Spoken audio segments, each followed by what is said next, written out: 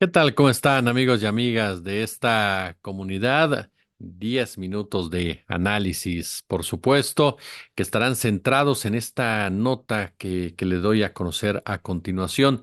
Arturo Saldívar, ministro en retiro de la Suprema Corte de Justicia de la Nación, fue anunciado este jueves como el próximo coordinador de política y gobierno para el gabinete de la virtual presidenta electa Claudia Sheinbaum, cargo desde el que gestionará la implementación de la controversial reforma judicial. Él nos va a ayudar mucho. ¿Por qué? Porque le va a dar seguimiento a las reformas constitucionales, particularmente a la reforma del Poder Judicial, obviamente con la autonomía que eso significa, pero es importante el seguimiento. Fue lo que declaró Sheinbaum Pardo. Arturo Saldívar, sin duda, es un personaje con virtudes y con defectos. No es perfecto ni impoluto, pero es un hombre cuyas decisiones que fue tomando al interior de la Suprema Corte de Justicia de la Nación lo definen como alguien que entiende los cambios que requiere él mismo. Sabe muy bien lo que funciona y lo que no funciona al interior del Poder Judicial, los alcances y sobre todo qué se debe de perfeccionar en esta reforma propuesta por el presidente Andrés Manuel López Obrador, un hombre que ha sido muy crítico del accionar de sus ex compañeros ministros y ministras, pero también del suyo propio. Es un abogado que egresó de la Escuela Libre de Derecho y luego cursó el doctorado en Derecho en la UNAM bajo la supervisión de Héctor Fixamudio, una persona a la que considera su gran maestro de siempre y de todo, según sus propias palabras, y fue propuesto para ocupar el puesto de ministro por Felipe Calderón Hinojosa, por el presidente Calderón. Esto fue en el 2009. Cuando llegó a la Corte, heredó la ponencia del ministro Góngora Pimentel y configuró un equipo con colaboradores tanto externos, el caso de Javier Mijangos, Arturo Bárcena, Ana María Ibarra, como internos, que fue Fabián Estrada, Macahui Staines, ¿no? Al Poder Judicial. Tal y como había ocurrido ya en el caso del ministro Cosío Díaz, esta combinación le permitió generar criterios innovadores y navegar sobre todo en la institución bajo reglas construidas durante años. Arturo Saldívar fue un juez que plasmó sus ideas jurídicas en sentencias importantes. Esto en la historia de la Corte, según nos dice los diversos analistas, y al mismo tiempo le permitieron colocarse en la opinión pública como un juez progresista. Hubo casos que tomó literalmente y que los llevó hasta sus últimas instancias. El caso de la guardería ABC, por supuesto, el caso de Casés Vallarta, un caso que hoy por hoy mantiene personas inocentes en la cárcel y que generó incluso una persecución en contra del ministro Saldívar por parte del gobierno que lo había propuesto.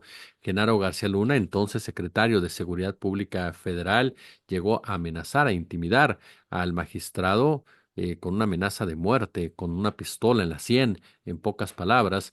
Y estamos hablando de un hecho que a Felipe Calderón, por supuesto, su gobierno no quería que se conociera la verdad por todo el entramado que había detrás. No era un asunto de quién era Florence Cassé, quién era Israel Vallarta, sino por qué habían construido esa mentira y lo habían hecho para tapar la enorme corrupción por parte de Genaro García Luna y de la Secretaría de Seguridad Pública, de la AFI particularmente, cuando fueron grabados en un video que fue dado a conocer después por la prensa extranjera, en donde observamos al cártel de Sinaloa entregar, perdón, a los agentes de la AFI, corrijo, a los agentes de la AFI, entregarle al cártel de Sinaloa a elementos de los Zetas. Había que urdir algo, había que tapar esa vorágine de críticas que se estaba desatando, y lo mejor fue darle gusto por parte de Genaro García Luna a su amigo, a Eduardo Margolis, para cobrarle, ¿no? Su rebeldía, sus posturas, sus actitudes, sus desafíos a Florence Cassé, a su hermano, y el caso de Israel Vallarta. Por eso inventaron todo eso, por eso lo señalaron como secuestradores, y de esa manera llevaron a cabo uno de los montajes más viles, más cobardes, más antiéticos, más inmorales de los medios de comunicación, y lograron su cometido, desviar completamente la atención. Por eso cuando el ministro Saldívar comienza a indagar qué había detrás de toda esta estructura y cómo estaba construido dicho caso, pues era inadmisible para el gobierno de Felipe Calderón Hinojosa. y por eso trató de impedir a toda costa que Saldívar continuara. Finalmente, Saldívar con Olga Sánchez Cordero tomaron una decisión de manera determinante para garantizar la salida de cárcel de Florence Cassé. A partir de ahí ha sido una lucha a brazo partido por liberar a Israel Vallarta por parte de los familiares de este último, que no ha conseguido cristalizarse. Pero otro caso que también tomó Saldívar ya siendo presidente de la Suprema Corte de Justicia fue el caso Wallace, junto con otros personajes del máximo tribunal del Instituto de la Defensoría Pública, evidenciaron también toda la corruptela y protección a Isabel Miranda de Wallace, evidenciaron unas pruebas sin sustento, evidenciaron una narrativa totalmente falaz que mantiene todavía a personas en la cárcel. Afortunadamente, Brenda Quevedo ya está en su hogar, sí, en condiciones que no son las idóneas, pero por lo menos ya está con su familia. Ese fue otro de los temas que también Saldívar hizo suyos desde la Suprema Corte de Justicia y que lo originó incluso un enfrentamiento directo con Isabel Miranda de Wallace y con los poderes que defienden a Isabel Miranda de Wallace, quien constantemente lo agredía en redes sociales. Como presidente de la Suprema Corte de Justicia, siempre consideró el contexto político de un gobierno con mucho recelo, como dice el maestro Josafat, hacia los jueces. Por eso, una de sus primeras medidas fue reducir en un 25% el salario de los ministros de la Suprema Corte de Justicia. Adicionalmente, desplegó una estrategia de comunicación en todas las redes sociales y conferencias de prensa para explicar determinadas decisiones y tomar posturas sobre ciertos temas. A mí algo que me llamó mucho la atención es cuando Arturo Saldívar decide irse de la Suprema Corte de Justicia, una decisión que generó mucha polémica. ¿Por qué? Porque lo hizo antes de tiempo. Él renuncia en noviembre del 2023, cuando su periodo concluía en diciembre del 2024.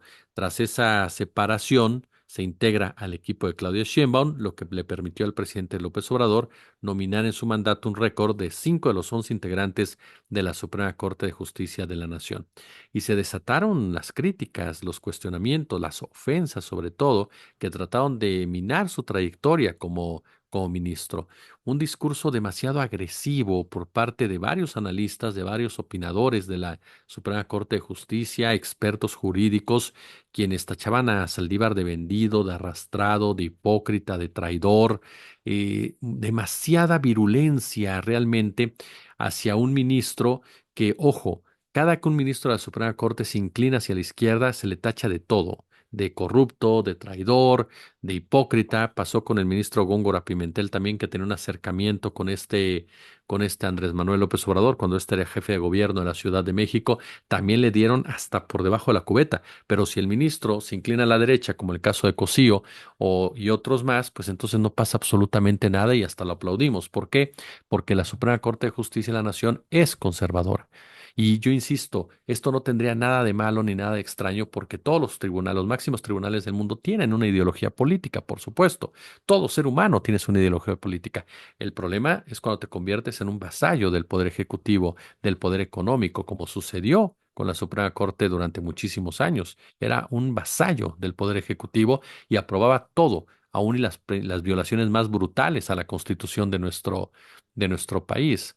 Pero además, cuando partidizas el Poder Judicial, como sucedió con Norma Piña, quien ustedes recuerdan, inició una investigación en contra de Saldívar y de funcionarios allegados a él por una posible corrupción, una denuncia anónima que de manera anómala la señora Norma Piña le dio seguimiento. ¿Qué ha pasado con esa denuncia? Nada. ¿Por qué? Porque tenía como finalidad solamente golpear política y electoralmente a Saldívar y en particular a Claudia Sheinbaum. Norma Piña partidizó la Suprema Corte de Justicia con la reunión de Alito Moreno con los integrantes del tribunal electoral.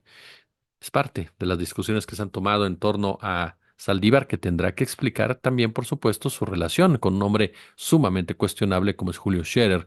Ahora, hay mucha gente que considera que este puede ser un cargo menor para Arturo Saldívar, pero la realidad es que hay una enorme relevancia en el mismo si pensamos en la trascendencia que tienen las reformas constitucionales y particularmente la reforma judicial. La reforma judicial es una reforma que va a cambiar el rostro de este país. Además, él hoy por hoy no puede ser ni secretario de Estado ni fiscal por un impedimento netamente legal. Por lo tanto, también hay que hacer tiempo para, para ello. 10 minutos de análisis. Muchas gracias de verdad por sus comentarios. Si les gustó el video, ya lo saben, denle me gusta, déjenme un comentario ahí en la cajita de comentarios, denle por supuesto compartir y suscríbanse al canal. Si son tan amables, échenos super chat, échenos super gracias, únanse al canal, son nuestras tres formas de monetización y nos vemos por la noche. Como siempre, un gusto, como siempre, un placer.